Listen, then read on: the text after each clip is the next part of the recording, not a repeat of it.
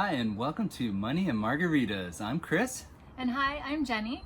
If you're new to our channel, we are all about inspiring financial independence so that we all have the time to focus on what matters and design a life we love.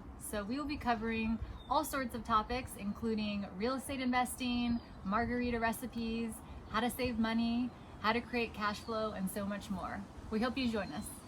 And of course, we want to make talking about money just a little bit more fun, hence the margaritas.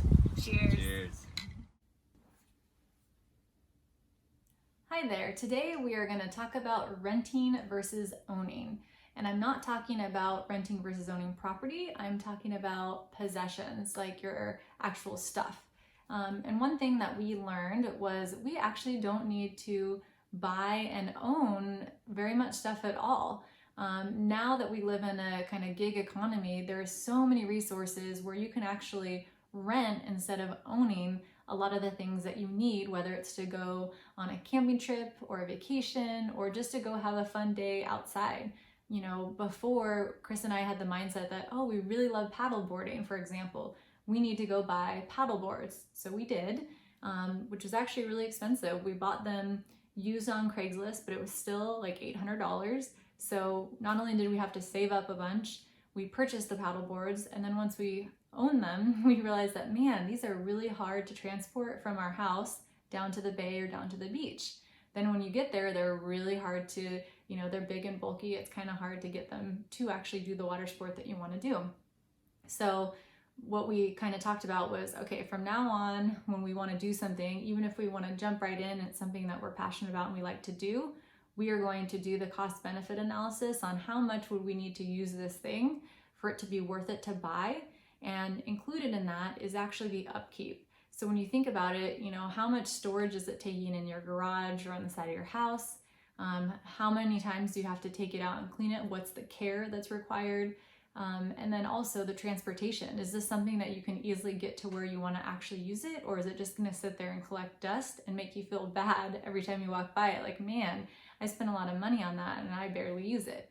So what we recommend is really just number one, doing the cost benefit analysis before you make any big purchases about owning something. Second is do your research on what shareable economy and businesses are out there where you can actually get access to all this stuff without the responsibility of ownership. So for us, we've tried out a couple of things. So one, Love to Camp is here in San Diego. It actually is a trailer business that you can just rent a trailer for however long, and you don't have to do anything. You basically just order it for the dates and the campsite that you want. They actually come drop off the trailer, they set it all up, level it, get it all ready on the camp spot. So Chris and I really like to do beach camping. In San Diego, there's a spot called San Alejo. It's a state campground, which is right on the water. There's also South Carlsbad, which is another beach campsite where you can put trailers. So for us, doing beach camping is a really fun family activity that we can do with a large group, but we really didn't want to spend, even if you buy a used trailer, they're anywhere from, $10,000 to $20,000.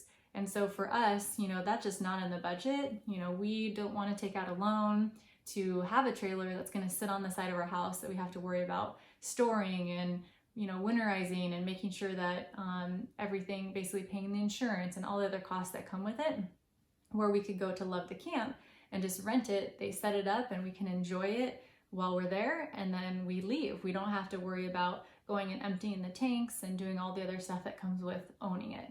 And at the end of the day, it saves a lot more money. So we can rent Love to Camp for a couple $100s a day, only when we need it, versus spending thousands to try and own something that you might only use once or twice a year. So that's one example.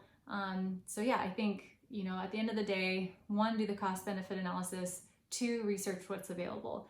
So Outdoorsy is another one that's for camping that you can rent vehicles instead of buying them.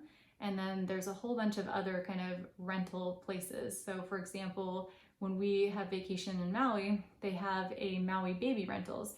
So instead of going to the store and like buying a pack and play or a crib for your baby, if you're traveling, you can actually call the rental place and they will deliver it, have it all set up in, your Airbnb or wherever you're staying, ready to go when you get there. So, there's a lot of stuff out there that makes it very accessible to borrow or rent items versus having to spend a whole lot of money on buying them. So just some food for thought, something that's worked for us. I will post some links on things that we have used in the description, and I hope this is useful for you. All right, thank you.